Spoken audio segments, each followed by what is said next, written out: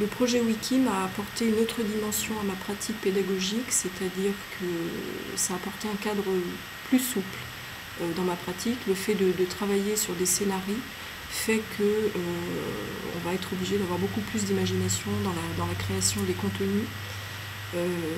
Donc ça élargit beaucoup les possibilités.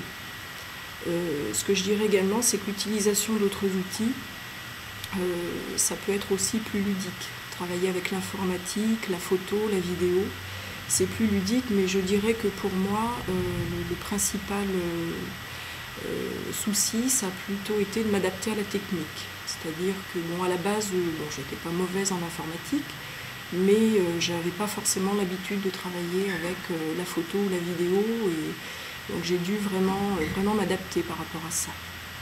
Donc j'ai progressé un petit peu à ce niveau-là. J'ai appris également à gérer mon temps différemment, puisque c'est vrai qu'on apprend à être moins ambitieuse. J'ai fait saisir par exemple tous les scénarios aux participants. Ils ont saisi leur scénario mot par mot, lettre par lettre. Et ça a été un travail, on va dire, de longue haleine. Donc on apprend aussi à travailler différemment par rapport à la gestion du temps.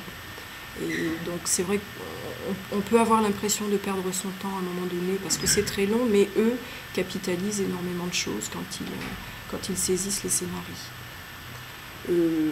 Et puis je dirais qu'en général, le projet Wiki m'a apporté quand même une plus grande motivation dans le groupe, une plus grande participation également des migrants, un certain dynamisme et beaucoup de convivialité. Voilà, donc je trouve que c'est un projet qui les valorise beaucoup, puisque une fois qu'ils ont créé leur scénario, ils vont pouvoir revenir dessus, réécouter. C'est très gratifiant de retourner sur le site et puis de revoir un petit peu le travail effectué par chacun. Voilà, donc c'est très enrichissant. C'est enrichissant pour le formateur de voir que les apprenants progressent.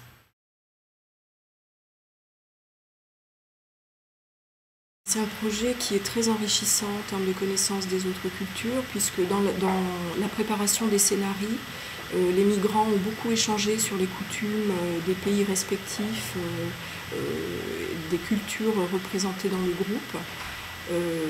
Donc de ce fait, on a pu effectuer de nombreuses comparaisons pour pointer des comparaisons, mais également des différences entre chaque coutume donc de chaque pays. Pour moi, l'apprentissage culturel est indissociable de l'apprentissage linguistique, puisque ça permet justement d'aller étudier tout ce qui est histoire, religion, alimentation, etc., etc. Donc c'est très très enrichissant. Sur des scénarios tels que par exemple le mariage, on a pu pointer les différences par rapport, dans certains pays on se marie tel jour, etc.